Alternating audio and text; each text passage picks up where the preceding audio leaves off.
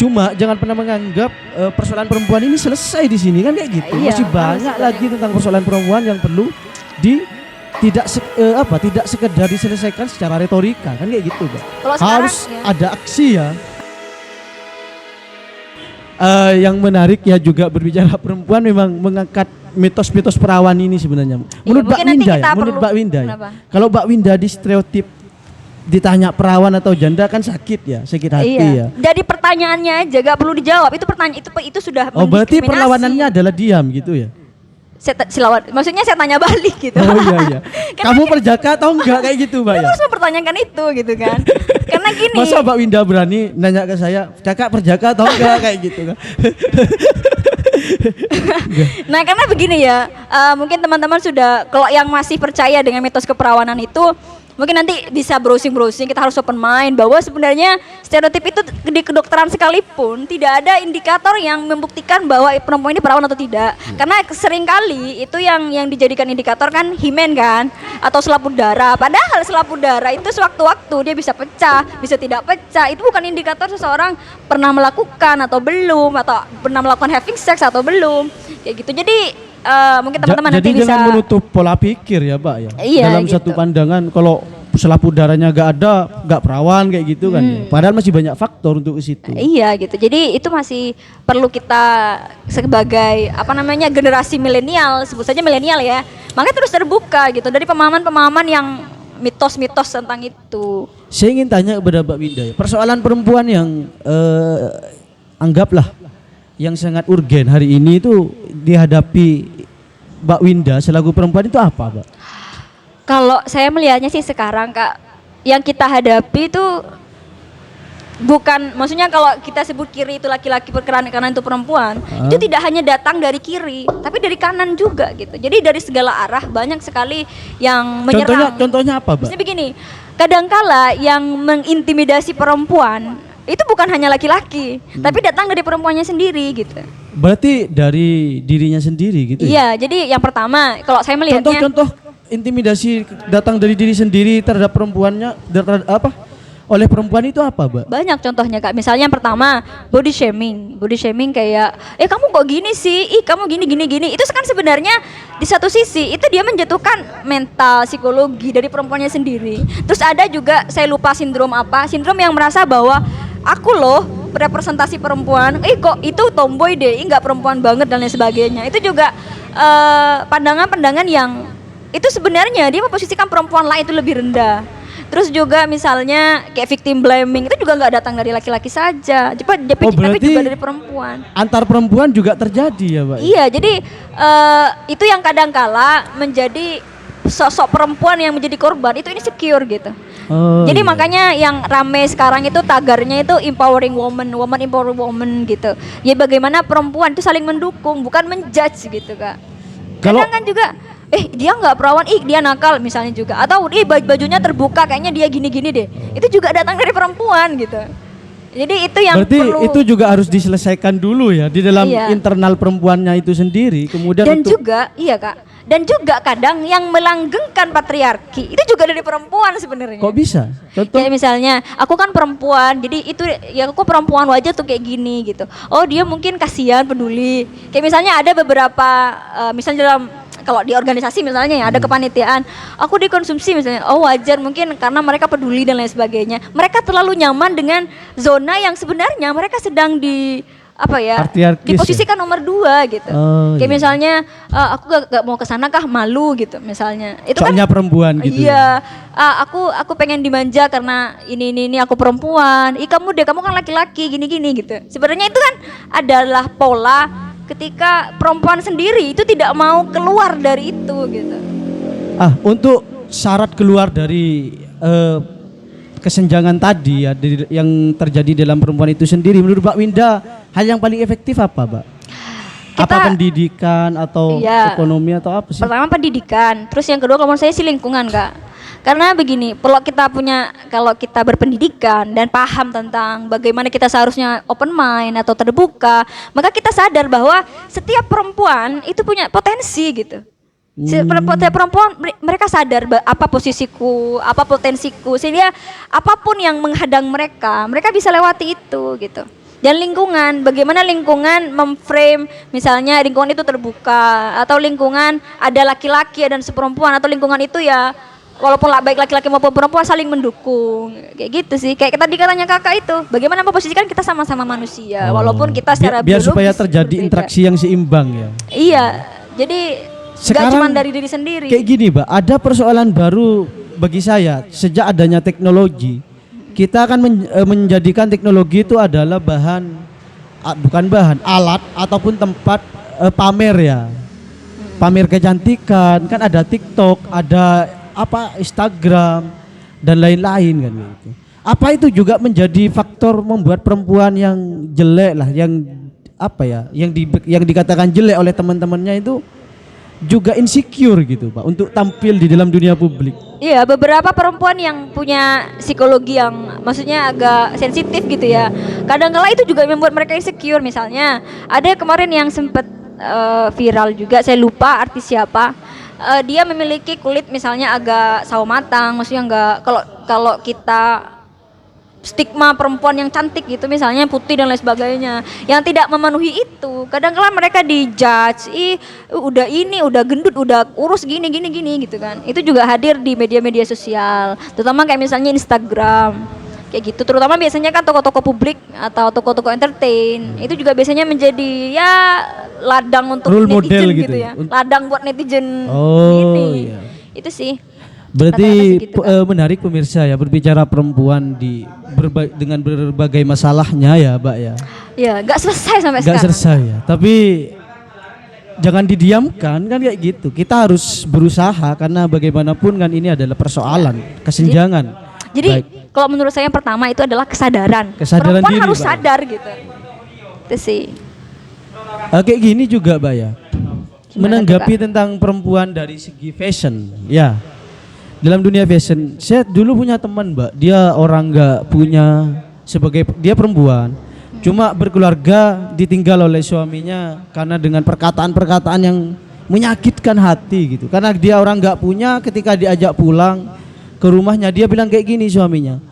Kalau saya pulang ke rumahmu, saya mau tidur di mana? Di atas genting tak kayak. Oh. Akhirnya dia sakit hati gitu, meminta untuk berpisah. Cuma ada hal yang membuat dia insecure, artinya pesimis ya dalam hidup. Melihat teman-temannya ketika kuliah, kan rata-rata kan fashionnya kan beli bedak mahal kayak gitu kan. Menurut Mbak Winda, untuk menyelesaikan persoalan ini apa, Mbak? Bagaimana gitu? Sebenarnya ini problem umum ya. Kadang-kala kita terikat dengan gengsi. Sebenarnya itu kan fashion itu kadang ada berarti yang perempuan gengsinya tinggi, Mbak ya?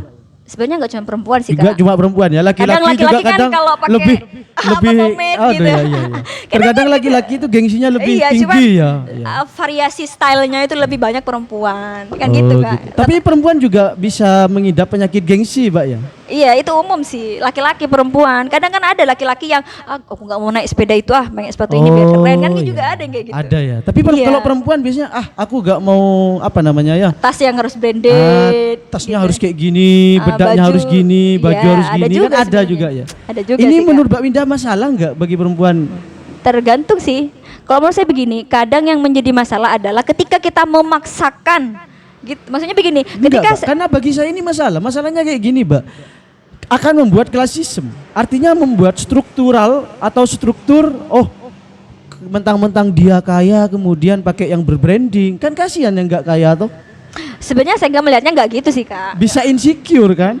Bisa aku malu untuk berdampingan dengan dia, soalnya dia orangnya ya orang punya lah, sekelas artis gitu kan ya. Sedangkan aku orang bawah kan. Dia membuat sendiri menimbulkan apa? Nah, kalau ada masalah kayak gitu sebenarnya yang bermasalah ini yang kaya yang dia yang insecure gitu. Ya yang kaya kan juga harus sadar, harus punya empati sosial toh. Iya, sebenarnya kan kalau Biar tidak terjadi klasisme. Artinya apa? Oke lah punya harta banyak kan tidak masalah. Terkadang kan di dalam pola hidup kita sering menyalahkan yang miskin itu secara individual. Cuma ada perempuan miskin ya. Itu disalahkan individual. Kok kamu sih gak bekerja dan padahal dia sudah terkadang lebih giat dan lebih keras kerjanya, cuma terkait pendapatan karena diatur oleh sistem kayak gitu dan juga diatur oleh sosial dan budaya di mana dia masih mendapatkan pola asuh yang ortodoks kata saya tadi ya. Yang Kamu perempuan primitif. jangan kerja. Kayak gini kan ada kayak gitu, bahkan masalah kan. Kalau saya melihatnya gengsi memang masalah karena tapi kalau kita melihat bahwa itu terlalu itu pakai tas branded dan lain sebagainya itu yang menjadi masalah kalau menurut saya. Karena begini, kadangkala sebenarnya kalau misalnya kita merasa tidak mampu gitu kan, kita tidak perlu menampilkan diri kita mampu hanya untuk mendapatkan pujian gitu. Misalkan kalau kemarin kita membahas good looking, hanya untuk menjadi good looking gitu kan. Karena begini, kalau gengsi yang positif misalnya, secara intelektual, dia lebih pintar dan lain sebagainya. Berarti gimana itu bisa menjadi motivasi. Sebentar dulu Kak, bentar. Baru tahu ada gengsi positif ya. Bentar dulu Iya, Kak. gimana. Sabar. Mohon maaf saya mansplaining ya. Semoga tidak terjadi pada pemirsa sekalian. Iya, dan kalau menurut saya begini juga, kadang gengsi itu yang tidak seimbang, memaksakan itu loh Kak. Misalnya begini, ya sudah, kenapa jika kita melihat ada anak orang kaya misalnya, atau dia menggunakan tas branded, baju branded sesuai dengan usaha dia, terus apa masalahnya gitu? Masalahnya kan ketika kita membandingkan diri kita dengan dia. Dan pertanyaannya kenapa kita harus membandingkan? Kita punya pola hidup atau kehidupan masing-masing. Kita harus menjalannya masing-masing. Jika kita terlalu sibuk membandingkan dengan dia yang kaya raya dengan tas branded, kita selalu mempertanyakan empati sosial dia, itu sesuatu yang tidak penting kalau menurut saya sih. Bukan nggak penting, Mbak. Persoalannya kan kayak gini. Terkadang kan ada perempuan kaya ya. Oke, silakan. Kenapa dia kalau bersifat sederhana kan itu lebih baik? Pola pikirnya kayak gini, yang miskin harus menyesuaikan dengan yang kaya atau yang kaya menyesuaikan yang miskin. Sesuai dengan keadaannya aja gitu kan. Kalau yang kaya misalnya dia ingin, aku sudah berusaha keras, aku sudah bekerja. Kalau misalnya aku pengen punya tas branded, ya apa masalahnya gitu? Mereka sesuai Memang dengan nggak usaha. salah, Mbak, tapi kan terkadang itu justru membuat kelas-kelas sosial. Di mana tadi katanya Mbak Winda, menciptakan insecure gitu kan. Aduh, aku malu dengan dia atau rendah diri gitu, bukan merendahkan dirinya sendiri kan kayak gitu. Justru itu yang seharusnya kita gubrak gitu kan. Karena kan begini, untuk misalnya saya tidak mampu, saya melihat teman saya mampu gitu. Mereka dia punya tas branded dan lain sebagainya. Lalu kenapa saya harus mengejar stylenya dia? Atau saya harus meminta dia untuk berempati kepada saya gitu. Tapi bagaimana seharusnya saya sadar, ini kemampuan saya, jadi kita tidak harus menyamakan style supaya terlihat mampu, harus beli tas brand dan lain sebagainya. Tapi bagaimana saya memanfaat apa yang saya punya, tapi berusaha keras. Kalau misalkan empati itu dari atas ke bawah, Pak. Iya, maksudnya kenapa saya harus menuntut dia untuk peduli kepada saya gitu kan? Bukan itu kan haknya dia. Kalau misalkan dia dermawan ya alhamdulillah gitu kan. Kalau semuanya dia tidak dermawan, kenapa saya harus menuntut gitu kan? Bukan masalah dermawan ya. Kan kayak gini, perempuan sendiri itu terkadang membuat persoalannya dari perempuannya sendiri. Contoh, kalau pakai tas-tas yang mahal, branding kan. Kemudian di dalam sosialnya ya, saya berbicara dalam dunia sosialnya atau komunitasnya lah. Kan terkadang itu membuat sesuatu atau secara halus membuat yang tidak mampu itu tersingkirkan kan kayak gitu, Pak. Sehingga terjadi nanti itu terjadi kelompok-kelompok kecil atau kelas lah.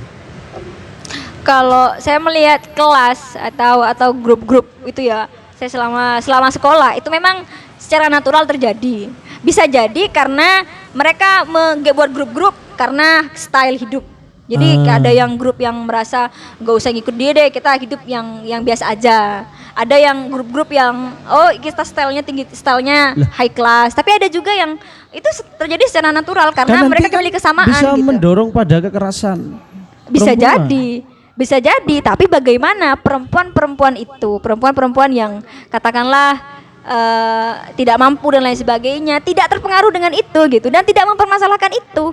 Kenapa? Karena bagaimana dia seharusnya memikirkan, aku punya potensi ini. Jika aku ingin seperti dia, maka aku harus juga kerja keras.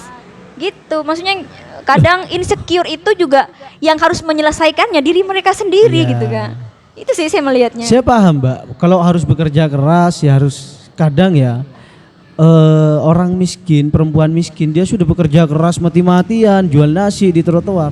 Tapi kan sistem yang tidak memberikan pendapatan yang sama kepada dia, kepada orang yang sudah terlahir perempuan yang terlahir kaya, kan kayak gitu.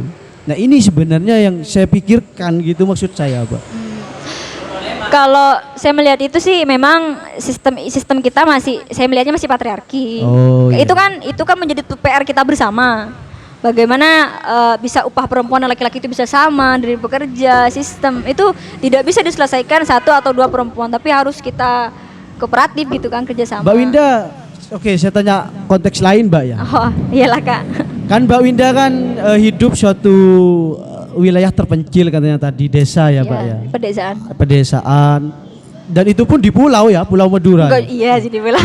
Dengan budayanya ya, dengan budayanya Iya, dengan- sendiri, kearifan lokal dan sebagainya, sosialnya. Menurut Mbak Winda, perlu nggak di Madura ini ada gerakan perempuan? Perlu Kak, perlu banget kalau menurut saya sih. Jika perlu gerakan perempuan, itu nanti gerakannya mau diarahkan kemana, Mbak? Kalau problematika yang masih, kalau menurut saya masih kental di daerah-daerah pelosok itu bagaimana kita bisa memberikan pendampingan atau mengatasi persoalan pernikahan dini. Oh, berarti persoalan pernikahan ya? Rata-rata begitu, karena masih banyak sekali misalnya di pelosok-pelosok yang kadang-kala perempuan baru umur berapa belas tahun sudah dinikahkan. Pada akhirnya itu akan berdampak pada generasi-generasi setelahnya. Misalnya dia umur 15 tahun dinikahkan, dan misalnya nanti diceraikan dengan suaminya, dia tidak punya pendidikan dan dia punya anak lagi, dan anaknya juga nasibnya sama begitu. Itu kan juga itu yang menjadi masalah-masalah besar kalau menurut saya sih. Itu mungkin Baru orientasi 15 pertama. tahun dinikahi, Pak. Ada juga yang seperti itu Kak, 15 tahun. Kadang kan walaupun tidak secara hukum dinikahkan siri kayak gitu. Oh. Banyak sekali di daerah-daerah terpencil Kenapa yang Mbak Winda sebagai perempuan tidak segera melaporkan kepada perlindungan perempuan dan anak gitu jika terjadi di bawah umur pernikahan dini? Itu bahaya kan, Mbak ya? iya bahaya memang. Kenapa enggak Mbak Winda enggak melaporkan gitu? Nah, justru kemarin sempat terjadi saya tidak bisa katakanlah untuk menyelesaikan masalah itu tidak cukup satu orang gitu Kak. Ya, Mbak Winda ajak dong teman-temannya Nah, iya. untuk membuat gerakan-gerakan perempuan. Nah, iya itu yang masih yang menjadi lebih progresif masih lah. dicanangkan bagaimana perempuan-perempuan yang mungkin paham hukum, perempuan-perempuan yang itu bisa. penting. Kan itu hari juga ini bisa. kan sudah bebas di Madura sendiri kan, banyak ya perempuan-perempuan itu mengenyam pendidikan. Cuma walaupun ada segelintir yang masih perlu diselesaikan, kayak ada pernikahan dini sehingga hak pendidikannya agak selesai. Cuma jangan pernah menganggap persoalan perempuan ini selesai di sini kan kayak gitu. Iya, masih banyak lagi tentang persoalan perempuan yang perlu tidak sekedar diselesaikan secara retorika kan kayak gitu, Pak. Kalau sekarang, Harus iya. ada aksi ya. Kalau sekarang saya masih karena saya sendiri. Jadi ya mungkin Aduh kasihan ya Mbak Winda sendiri, mungkin bukan sendiri ya, karena mungkin Mbak Winda kurang sosialnya kayak, enggak maksudnya kurang ngajak teman-temannya, kurang Iya. ngajak mbak atau adik-adiknya untuk berpikir seperti itu. Iya, Lakukanlah walaupun itu satu orang kan kayak gitu, Mbak. iya, makanya itu gini lebih Kak. baik. Sebenarnya advokasi atau bagaimana saya memberikan pemahaman itu kan muncul dari saya sendiri dulu kan. Jadi bagaimana di daerah, di lingkungan keluarga dulu, baru lingkungan sekitar saya gitu. Jadi untuk ruang lingkup yang lebih luas saya nggak mungkin sendirian. Makanya mungkin nanti bisa dicanangkan nanti bersama teman-teman, nyari teman-teman yang lain yang mungkin sevisi Sevisi gitu ya. sevisi gitu. Saya ikut, Mbak, nggak apa-apa. Walaupun Boleh. saya laki-laki boleh ya. Boleh ikut dong. gerakan perempuan. Boleh. Mbak Winda ini kan Asal sudah jangan insecure aja Kak ya. saya gak akan insecure karena bagaimanapun separuh jiwa saya itu adalah juga perempuan. Oh, Jadi, luar biasa. katanya Mbak Winda tadi kan harus seimbang. Iya sih.